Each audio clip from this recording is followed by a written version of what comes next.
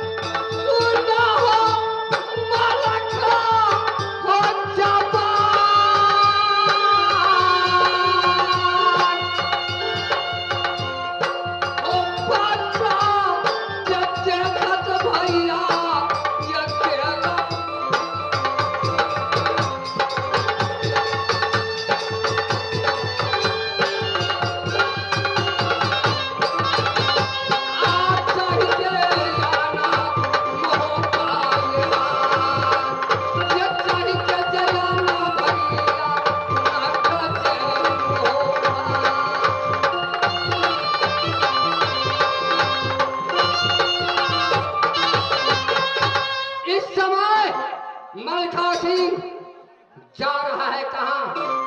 राज मोहब्बा क्योंकि भाई रुदल ने पत्रों को भेजा है। क्या यह व्यक्ति राज मोहब्बा पहुंच गया? कहां से मलखा सिंह का पत्र राज सिरसा में भेजा है।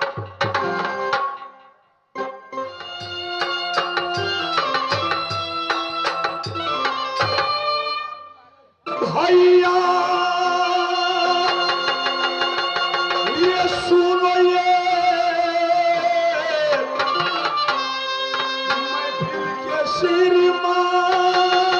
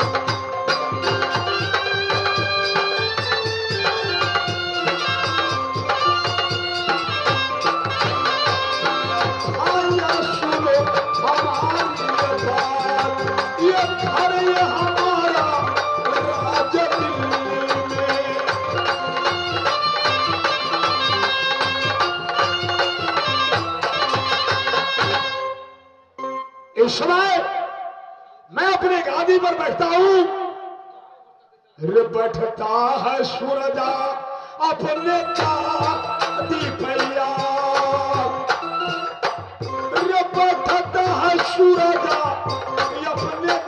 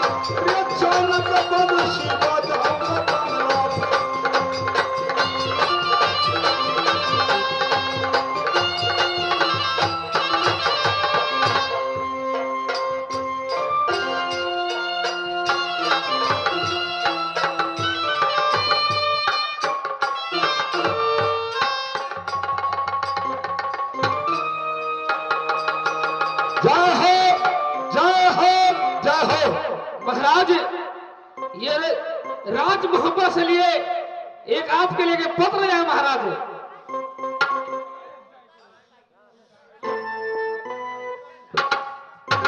मैं आग्रह करता हूं, ये मेरे पिता समान है, और जब समय गडरिया पकड़िया परसा हरैया मंगलपुर अर्जनमा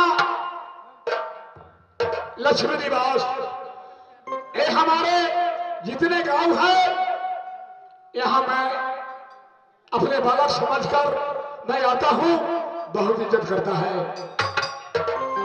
आज मेरे पिता समान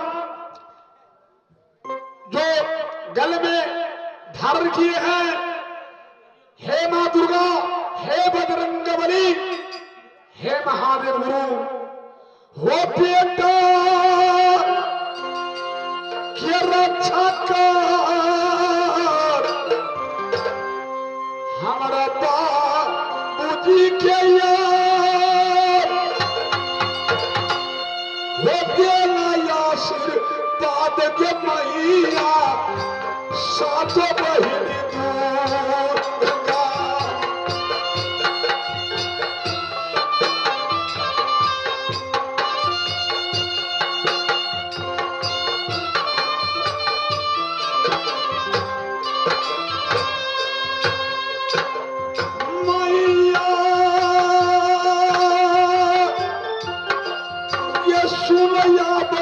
कल का मेरी मां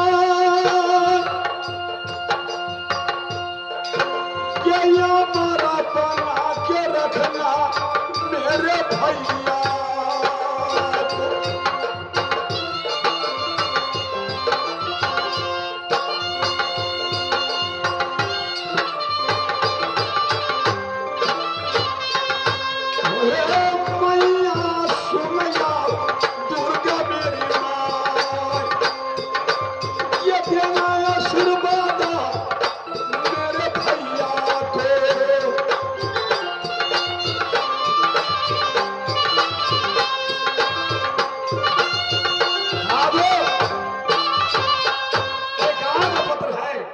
महाराज, ये राज मोहब्बत की पत्र आया है महाराज। ये अलग है बड़े तो श्री बांधगी बीच में लिखे राम की नाम, सात सलामे नाम था मुजरा, वो सूरजा की है परिणाम, पाती पढ़ते देर न करना, जल्दी आना नगर। लो मैं अभी भी जा रहा हूं। ठीक है महाराज, मैं जाऊं। ये याद की या सूरजा को याद हो जाता दीवाना सूरजा नागर मोहे।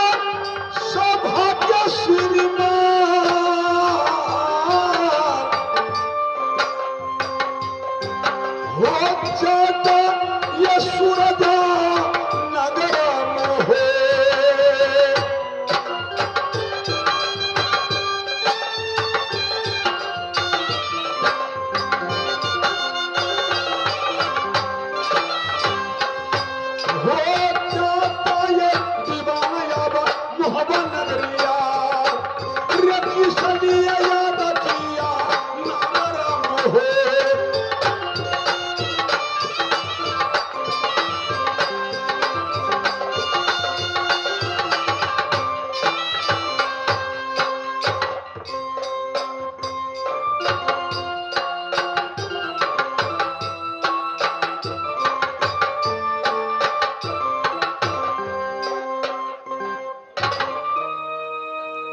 हाँ तो श्रीमान माता और बहनों, एक बार बजरंग बली के नाम से जयकार बुला दीजिए।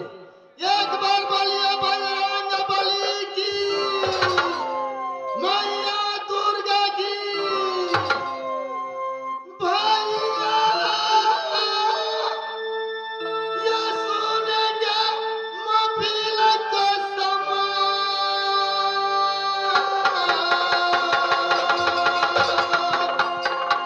ये गाना हमारा ये भैया रात ही रंगा चले।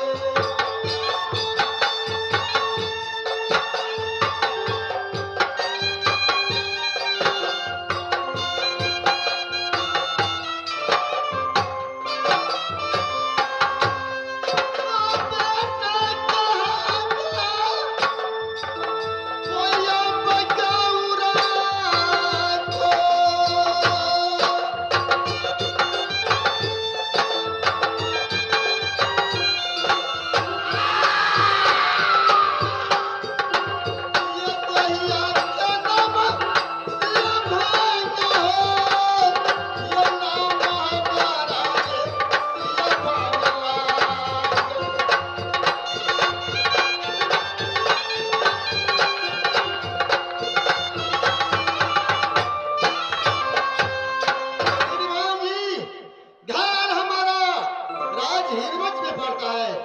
नाम हमारा सिया भाग है। या राज मोहब्बत मेरे मामा जी है।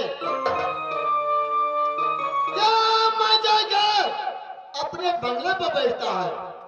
ये बैठता है ये सिया भाग वो बैठता है ये सिया भाग ये अपने बंगला।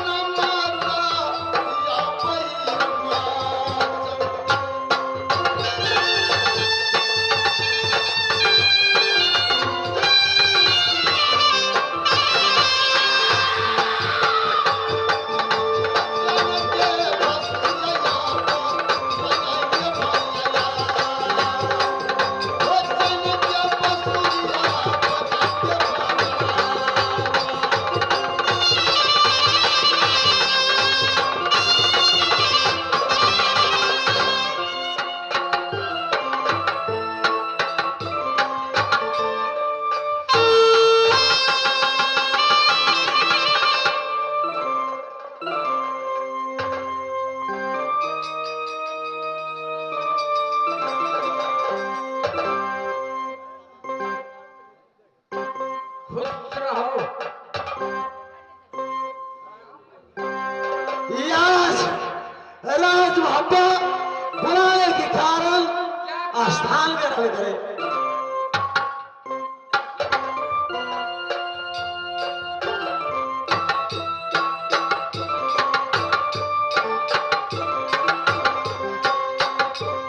महाराजों, किस लिए राजमिली में पत्र भेजकर आप नगर मोहब्बत में भर रहे हैं? राज मोहब्बत यानी के कारण सबसे पहले स्थान ग्रहण करो। देखा मैं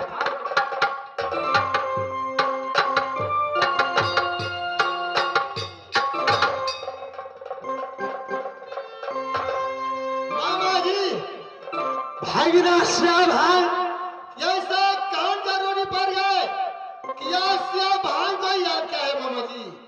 जरूरत है, जरूरत है, जरूरत है मामा जी भागीना। देखो ये बरंडी ये झंडी द्वारा कोई ये बसिया ये मारा तुका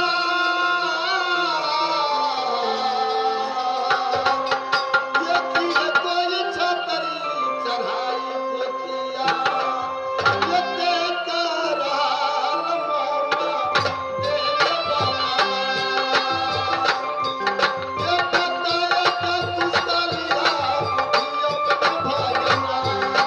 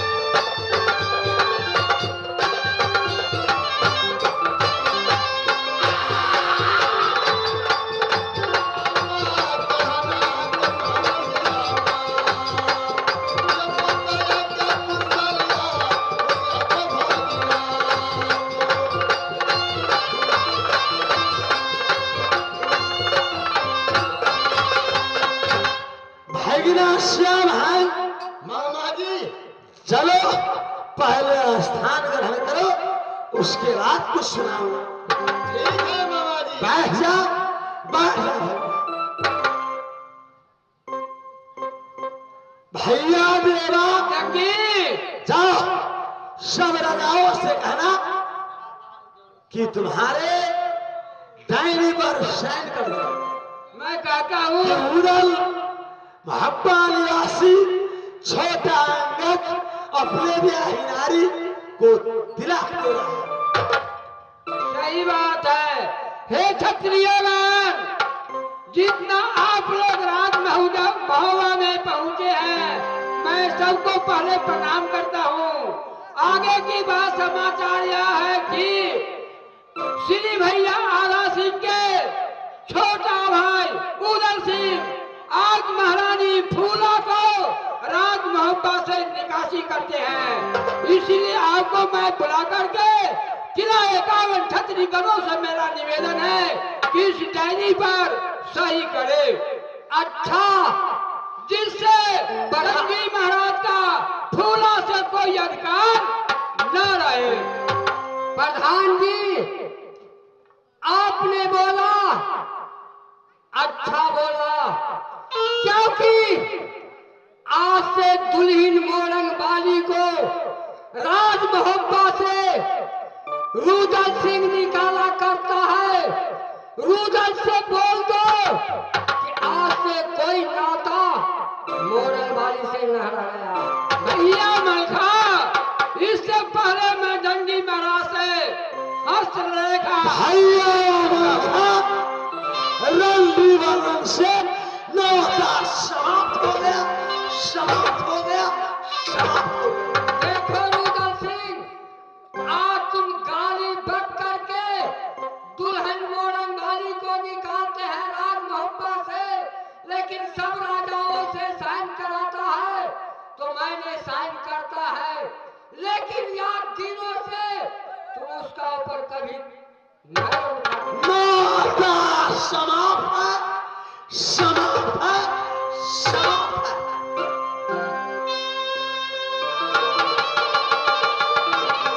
महाराज उदल, आप अभी भी सोच ले कि ब्याही नारी घर की लक्ष्मी होता है। आप है दिलीपति नरेश, निवेदन राज मोहब्बा में है, जिसका मैंने बुलाया, खाता आपको हाथ में पड़े उस पर साइन कर दे। ठीक है, मैं साइन कर रहा हूं, मगर आज दिनों से अगर मोरंग वाली नागर मोहब्बत में आया तो अच्छा नहीं होगा।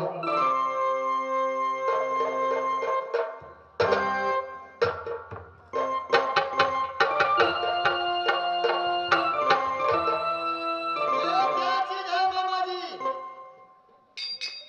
जंगी महाराज राज मोहब्बा से महारानी फूला को निकासी करते हैं, इसीलिए किला काबुल को छतरी बुला करके रजिस्टर पर सही छाप कराता हूँ कि आज दिन से जंगी महाराज को फूला महारानी पर अधिकार न रहे। भाई राशियार है, बोलिए मामा जी। ये आज तुम्हारे मामी मोरंग वाली उधर को ब्याही नारी रंडी बन गई है। शंकर भगवान को सही में फंस दिया है। ये आज मोहब्बत नगरी बैरिन करता, इस पर तुम सहन करो।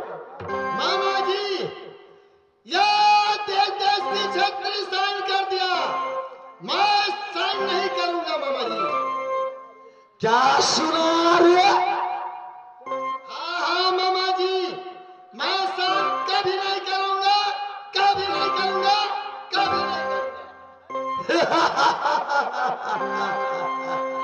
अरे कल का छोकरा, तुम साइन नहीं किया तो क्या हुआ? छात्रीगंज साइन किया, तुम्हें रिश्ता में ठाड़ता, तेरे बगल में करता, तुम साइन नहीं किया, उससे कुछ नहीं होगा, कुछ नहीं होगा, कुछ नहीं होगा।